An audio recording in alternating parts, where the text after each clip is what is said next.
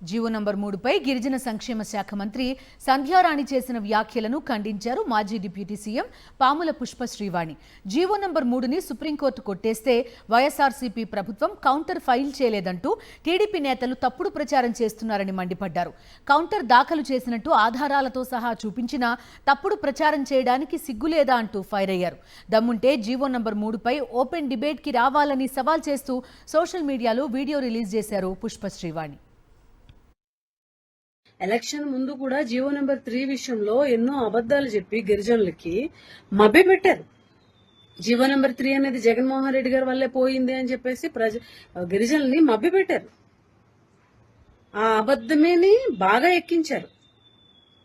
మేము ఎన్నో సందర్భాల్లో చాలా క్లారిటీ ఇచ్చాం. జీవో నెంబర్ 3 విషయంలో గత ప్రభుత్వం, జగన్మోహన్ రెడ్డి గారి ప్రభుత్వం రివ్యూ పిటిషన్ వేసింది.